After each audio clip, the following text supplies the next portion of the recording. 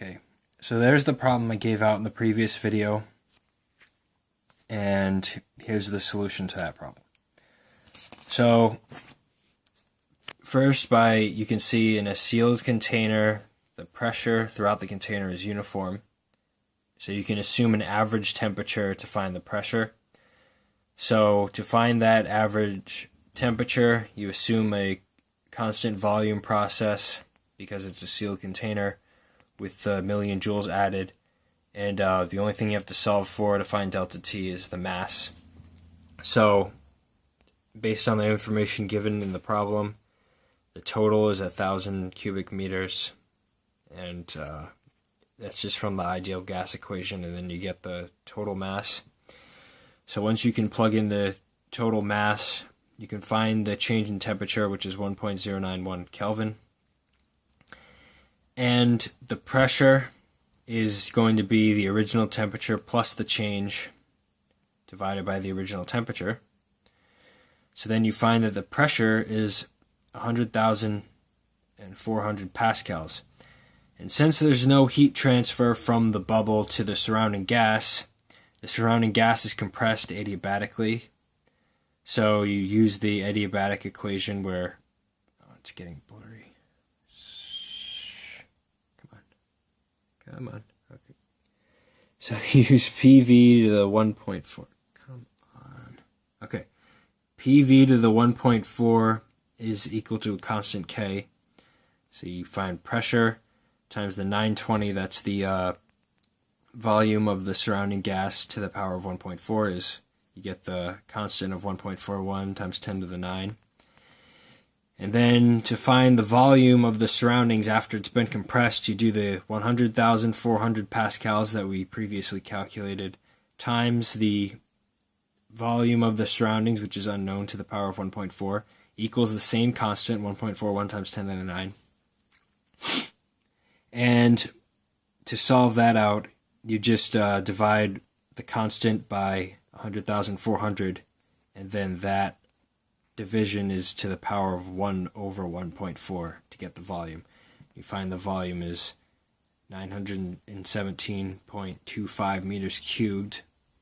And then to find the work done, you use the adiabatic work equation, which is the constant, the 1.41 times 10 to the 9, that's our constant, times 920 to the negative 0.4, that's 1 minus gamma, but gamma is 1.4, so and then that's the new volume.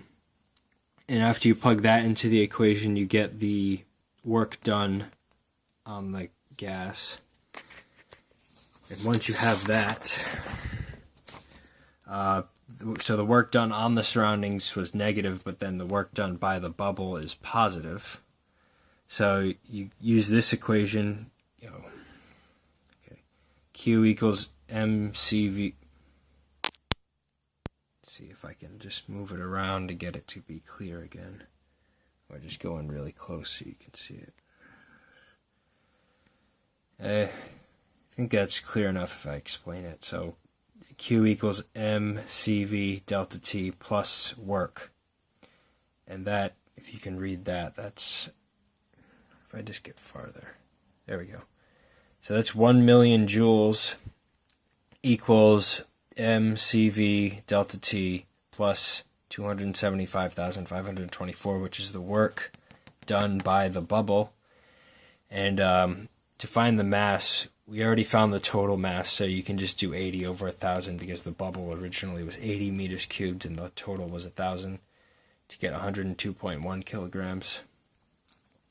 So once you have the mass, you subtract the work first from the million, and then once you have the mass, you can find the delta T, which is 9.883 Kelvin. So that's going to be the change in temperature of the bubble. So that's one term, that's T2. And then for surroundings, Q equals negative work, and so the Q is 275,524. and you can just because CV, as I said, CV is the real one, whatever. So that's what CV is, the actual heating of the particles. So you always use CV if you've separated out the work. So if you've separated out the work, you always use CV. You use CV to account for the work automatically in a specific constant pressure process. And you find that the change in temperature is 0.32 Kelvin. And you simply add that change in temperature to the original. So all you have to do is T2 is equal to 273 plus the 9.883. Can you read that? Let's see. Yes, 273 plus 9.883 is 282.88, and that's T2. That's the bubble. And T3, if you can read, is just 273 plus the 0.33. So it's 273.33. So if you go back here,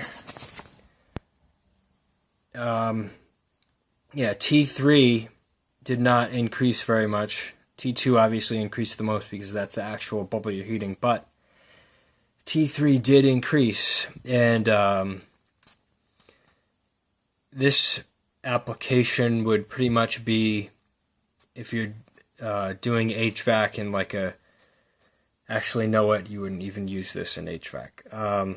This would be more for weather, like if you're heating an air mass, say like if you're heating the Great Plains, the sun's hitting the Great Plains, but then the ocean is staying cool. You do something like that.